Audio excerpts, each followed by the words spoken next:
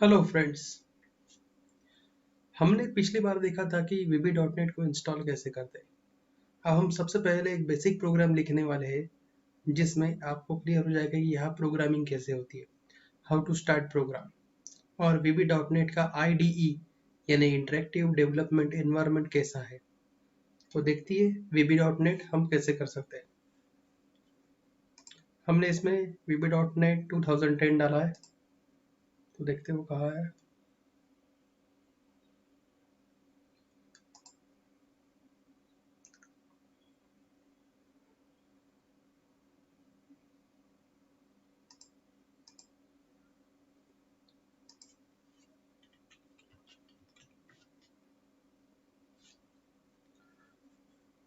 Visual studio 2010, ये देखिए आपके सामने जो दिख रहा है वो अभी आईडी ही है जिसमें हम प्रोग्राम करने वाले हैं। हम विंडोज़ एप्लीकेशन बनाने वाले हैं क्योंकि हम VB.NET सीख रहे हैं अभी, तो मैंने विंडोज़ चूज़ किया यहाँ। Creating Windows application, okay. और यहाँ मैं करूँगा अभी एक न्यू प्रोजेक्ट।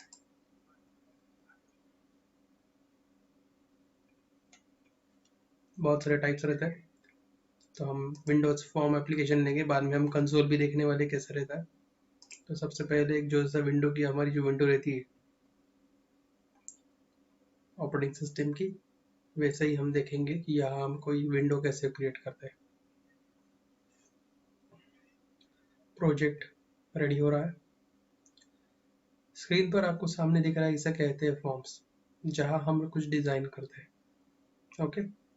देन यहाँ रहता है टूल बॉक्स। टूल बॉक्स जैसे पेंट ब्रश में रहता है वैसे अलग अलग कंट्रोल्स इस टूल बॉक्स में रहते हैं।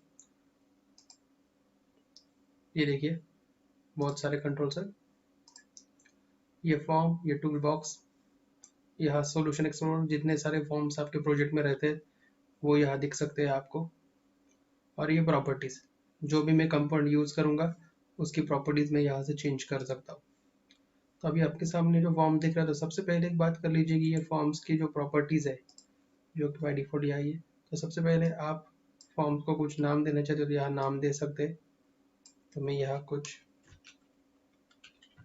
अरिथमेटिक ऑपरेशंस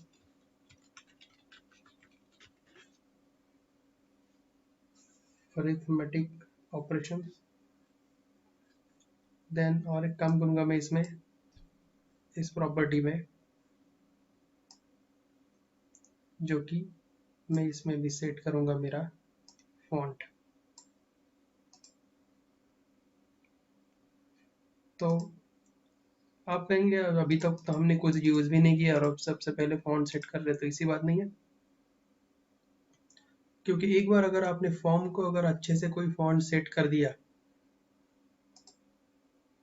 तो आप जो भी कंट्रोल इसके ऊपर लोगे तो ये जो फॉन्ट मैंने सेट किया है वो ऑटोमेटिक इसे अप्लाई हो जाएगा, ओके।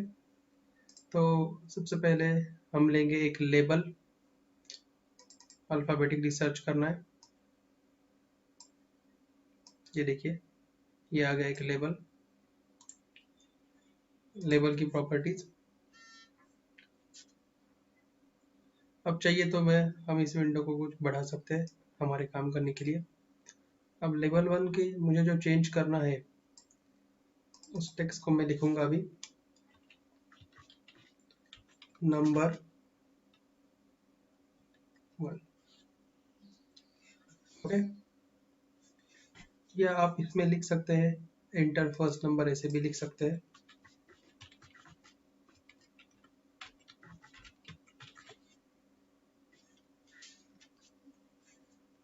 अब इसके सामने ये लेबल हो गया। अब मैं इसके सामने एक लूंगा एक text box,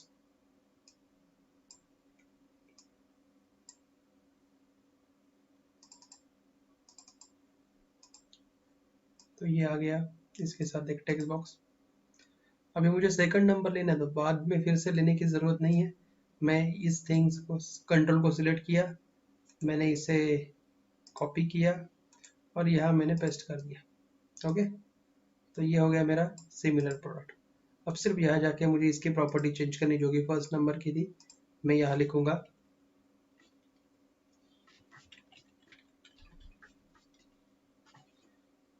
inter second number. हम टेक्स्ट बॉक्स को शिफ्ट कर लेंगे। अब ये enter first number enter second number dot text box होगा। अब टेक्स्ट बॉक्स को आइडेंटिफाई करने के लिए मैं उसे कुछ नाम दूंगा, क्योंकि जब अभी अब तक तो मैं सिर्फ डिजाइन कर रहा हूँ, जैसे पेंट ब्रश में कुछ बनाते हैं। इसके लिए कोड लिखने के लिए मुझे वो करना पड़ेगा। तो देखिए इसकी यहाँ प्रॉपर्टी में नेम दिख रहा है, तो इसके लिए मैं लिखूंगा txt no1। तो txt नंबर 1 इसका मतलब, तो आप नाम कुछ भी ले सकते हैं, बट प्रोग्रामिंग में ये नाम बहुत अच्छे से आइडेंटिफाई होता है, txt नंबर 2। ओके, तो ये txt no1 ये txt नंबर 2। उसके बाद सबसे इम्पोर्टेंट बात, मैं ये लूंगा एक बटन।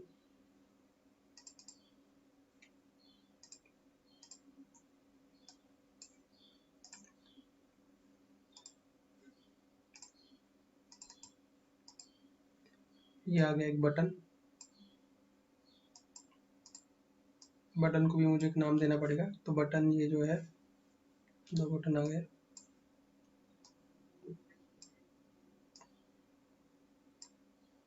तो बटन 1 को मैं यहाँ सिलेक्ट कर रहा हूँ, उसका नाम चेंज करके ptn शायद कुछ ऐड, और उसका जो उसके ऊपर का जो टेक्स्ट है वो टेक्स्ट प्रॉपर्टी है, या लिखूंगा मैं add. Okay, second button,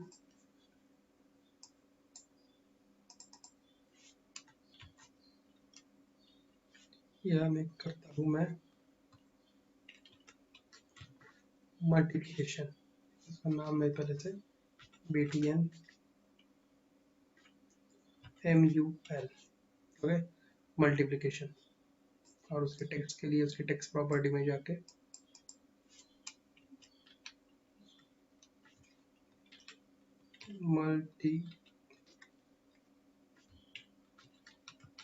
multiply.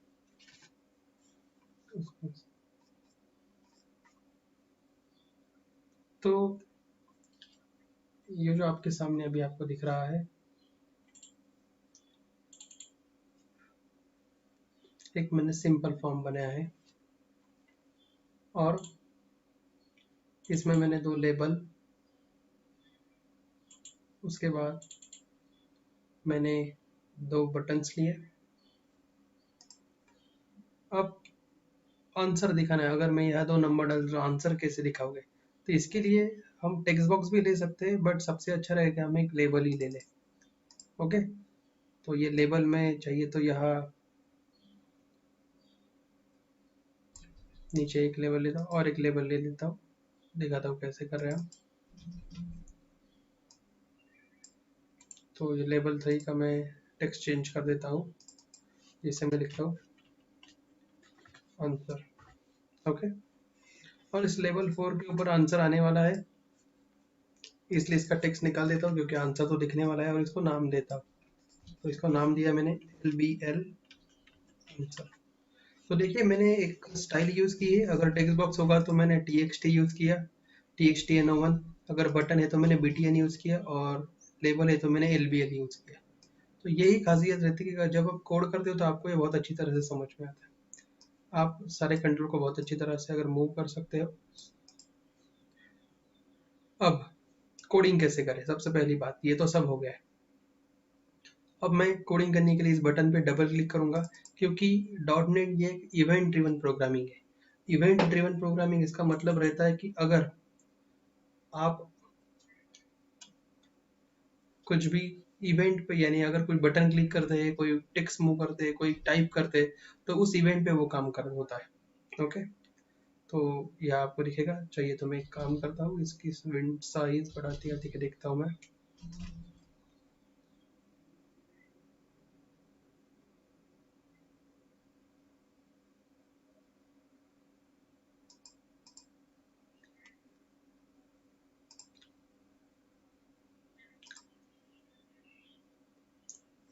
Font बढ़ा रहा हूँ मैं।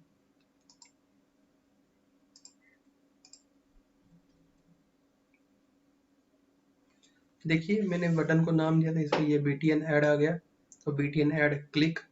ओके, अब इसके पहले मैं कुछ वेरिएबल डिक्लेरेशन करूंगा। ये मेरा एक क्लास बन गया क्योंकि ये ऑब्जेक्ट बेस्ड प्रोग्रामिंग है। dim I, j, k as integer. Okay, तो सबसे पहले कोई भी वेरिएबल लिखना हो तो डिम लिखना पड़ता है, डिम यानी डायमेंशन। और आई जे के ये मैंने वेरिएबल के नाम दिए है, आप कौन सा भी नाम यूज कर सकते हो। और इंटीजर उसका डेटा टाइप है, अगर मुझे इंटीजर में काम करना है तो इसका फ्लोट भी है या फिर कुछ स्ट्रिंग भी रहती है इसमें। तो आई जे के लिया, तो सबसे पहले i is equal to txt number1 dot text. Okay, तो जब भी मैं बटन क्लिक करूंगा तो आई के अंदर जो भी टेक्स्ट बॉक्स 1 में लिखा होगा वो आ जाएगा। Okay, j is equal to txt no2 dot text. तो j में आ जाएगा नंबर 2 की value, is equal to I plus J. Okay, और आंसर लिखने के लिए lbl, ये देखिए लिख रहा है lbl dot text is equal to k। अब बहुत इंटरेस्टिंग बात होने वाली है, हम ये पहले रन करके देखेंगे कि ये चलता है या नहीं। तो मैं यहाँ देखो रन करने के लिए, यहाँ डिबग करने के लिए देखो यहाँ सामने ग्रीन बटन है प्ले के जैसे सिंबल का।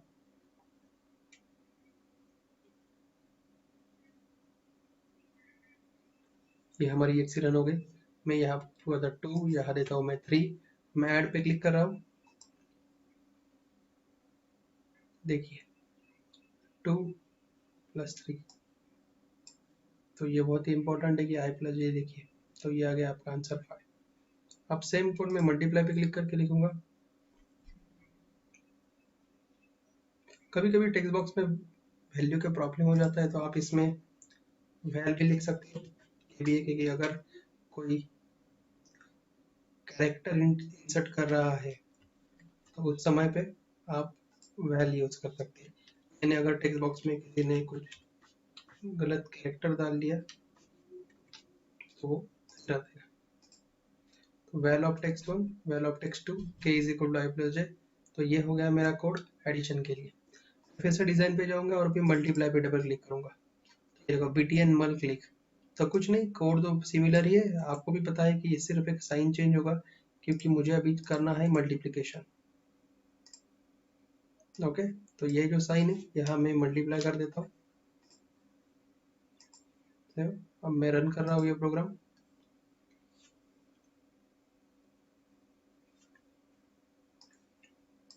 तो पहला नंबर मैं लेता हूँ कुछ 22 एंड 11, एडिशन 33 आ गई देखिए, और मल्टीप्लिकेशन 242।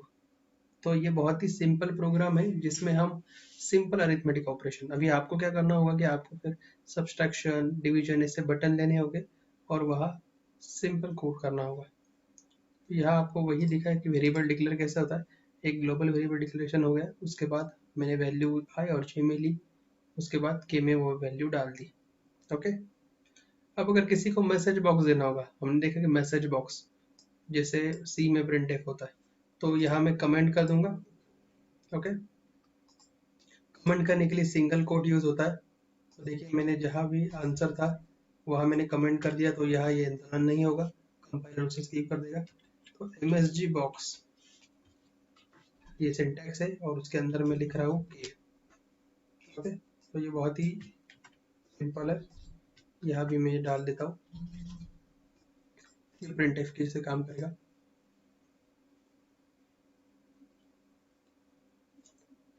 3 4, ये देखिए मैसेज बॉक्स आ गया, ये ऐसा दिखता है मैसेज बॉक्स। 3 + 4 7, मल्टीप्लीकेशन 3 × 12, हम नाम भी दे सकते हैं उसे।